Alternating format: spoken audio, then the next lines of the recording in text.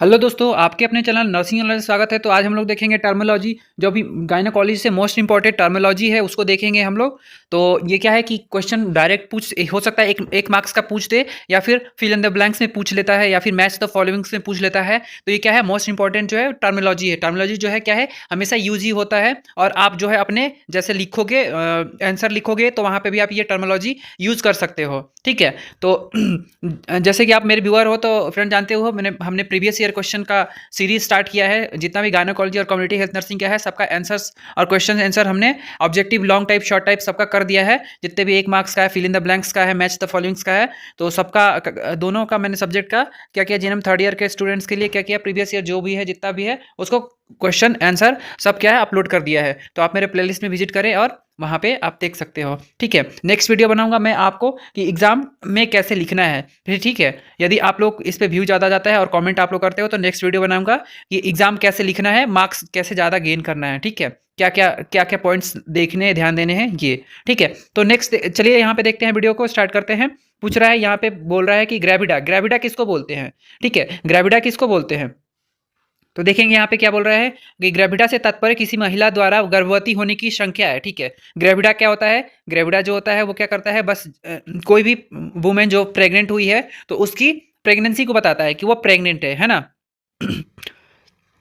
ठीक है। नेक्स्ट जो होता है वो क्या बोल रहा है, प्राइमरी ग्रेविडा। ग्रेविडा जो है वो क्या बोल रहा है कि महिला जो प्रथम बार गर्भवती हुई हो, वो सब प्राइमरी ग्रेविडा कहते हैं। वो किसको बोलेंगे, जो पहली बार प्रेगनेंसी कंज्यूम की है उसको प्राइमरी ग्रेविडा बोलेंगे। ठीक है। मल्टी ग्रेविडा, मल्टी ग्रेविडा किसको बोलेंगे, महिला जिसने एक से अधिक बार गर्भवती धारण किया हो उसे मल्टी ग्रेविडा कहते हैं। ठीक है। मल्टी ग्रेविडा किसको बोलते हैं, जो एक से ज़्यादा बार क्या हुआ, प्रेग्नेंट हो चुकी हो, उसको मल्टी ग्रेविडा बोलेंगे।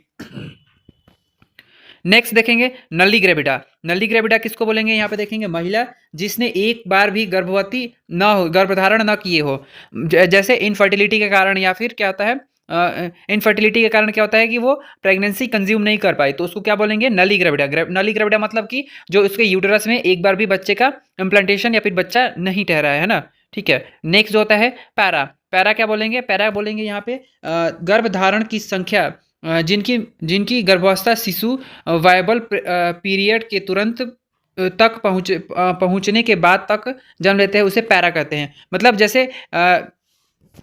जैसे टर्म टर्म हो गया और डिलीवरी हुआ तो उससे पैरा बोलेंगे, पैरा 1 बोलेंगे जिसकी एक एक डिलीवरी हो चुकी है पहले उसको, और पैरा 2 बोलेंगे, या फिर मल्टी पैरा बोलेंगे, जैसे जिसकी मल्टी पैरा यहाँ पे देखेंगे, जैसे कि देख सकते हो आप friends, multi para. Multi para किसको बोलेंगे, मल्टी पैरा ऐसी महिला जिसे 2 या 2 से अधिक शिशुओं को जन्म दे दिया है। ठीक है, 2 या 2 से अधिक शिशुओं का जन्म दे चुका है, उसको मल्टी पैरा बोलेंगे। ठीक है। एमेनोरिया, एमेनोरिया देखेंगे यहाँ पे, एमेनोरिया का डेफिनेशन और क्या होता है, टर्मिनोलॉजी में यूज क्या करते हैं यहाँ पे, महिला महिला में किसी भी कारण से मासिक स्राव धर्म जो होता है वो नहीं होना, अथवा एक बार होकर रुक जाना, रजो रजोध्वर अथवा अनार तक कहलाता है।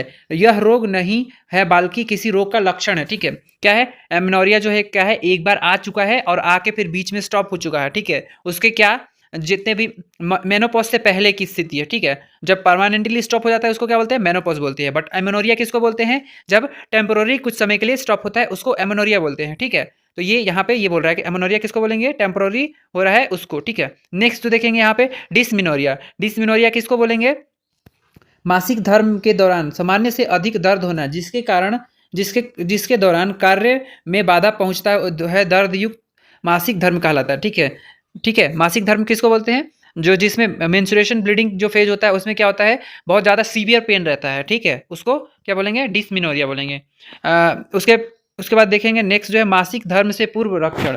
प्री मेंस्ट्रुअल सिंड्रोम क्या होता है, यहाँ पे देखेंगे प्री मेंस्ट्रुअल सिंड्रोम एक ऐसी अवस्था है जिसमें जो महिला शारीरिक स्वास्थ्य, व्यवहार एवं मनोभाव को प्रभावित करता है। यह मासिक चक्र के निश्चित 2 दिन में हो जाता है। सामान्यतः मासिक धर्म की शुरुआत से पूर्व होता है। ठीक है। लगभग 85% महिलाओं में प्री मेंस्ट्रुअल सिंड्रोम पाया जाता है।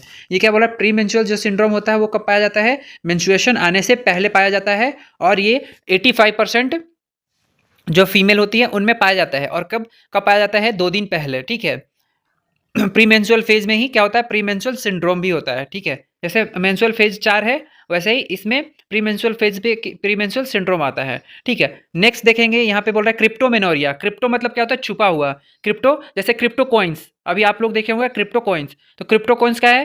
कि छुपा हुआ जो धन है उसको बोलते हैं, है ना। तो यहाँ पे क्या है? क्रिप्टो मेनोरिया। क्रिप्टो मतलब छुपा हुआ। क्या है? छद्म मासिक धर्म। छद्म मासिक धर्म क्या होता है? यहाँ पे देखेंगे, यह एक ऐसी स्थिति जिसमें मासिक धर्म तो होता है, आउटफ्लो चार्ट ट्रैक बंध जाता है। ठीक है, ऑब्स्ट्रक्शन होने के कारण रक्तस्राव धीरे धीरे शरीर से बाहर नहीं आ पाता है, उसे हेमेटो हेमेटोक्लोपोज भी कहते हैं, हेमेटोक्लोप्स भी बोलते हैं। ठीक है, ये क्या है? क्या है? सॉरी, क्रिप्टोमेनोरिया क्या होता है?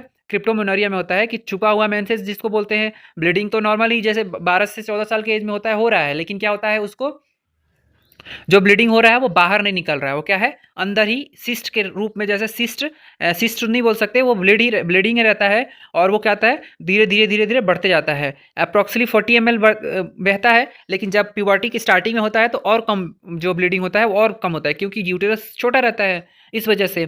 तो क्या होता है? वो धीरे धीरे बढ़ते रहता है, उसको क्रिप्टोमेनोरिया बोलते हैं। ठीक है, मेंस्ट्रुएशन किसको बोलते हैं? आपको पता ही है क्या है। रिप्रोडक्टिव में क्या होता है? 28 डेज पे क्या एग रिलीज करता है, और फर्टिलाइजेशन के बाद क्या होता है? फर्टिलाइजेशन के बाद इम्प्लांट होता है। इम्प्लांट नहीं हो पाने से क्या होता है? एंडोमेट्रियम जो होता है वो झड़ के गिरता है, उसको ही क्या बोलते हैं? मेंस्ट्रुअल बोलते हैं। ठीक है, नेक्स्ट जो है क्राउनिंग। क्राउनिंग किसको बोलते हैं? यहाँ पे देखेंगे, बच्चे के जन्म के जन्म में योनि से प्रवेश द्वार में बच्चों के सिर में शीर्ष का दिखना। ठीक है, जैसे ही बच्चा डिलीवर होने वाला होता है, जो शीर्ष बाहर वाला जो हेड होता है वो दिखता है, उसको क्या बोलते हैं? क्राउनिंग बोलते हैं। ठीक है, इंट्रापार्टम किसको बोलते हैं? ठीक है, इंट्रापार्टम यहाँ पे देखेंगे, बच्चे के जन्म के दौरान होने वाली। ठीक है, इंट्रापार्टम क्या बोलते हैं? जैसे बच्चा जन्म ले रहा है, मतलब एक्टिव लेबर में है, जैसे बच्चा बाहर आने की स्थिति में है, तो उसको बोलते हैं इंट्रापार्टम। जैसे क्या होता है? लेबर स्टार्ट होता है वहां से, और डिलीवरी जब तक हो जाता है तब तक, उसको बोलते हैं इंट्रापार्टम। इंट्रापार्टम बोलते हैं। इनवॉल्यूशन किसको बोलते हैं? जन्म के बाद गर्भाशय को आसानी अपने आकार में वापस आना कहलाता है। ठीक है, जो गर्भाशय होता है वो केवल यूटेरस जो होता है वो क्या होता है? अपने नॉर्मल साइज में जो 60 ग्राम 1 kg का हो जाता है डिलीवरी के टाइम पे, फिर क्या होता है? वो 60 ग्राम पे वापस आता है, उसको बोलते हैं इनवॉल्यूएशन। ठीक है, लोकिया। लोकिया किसको बोलते हैं?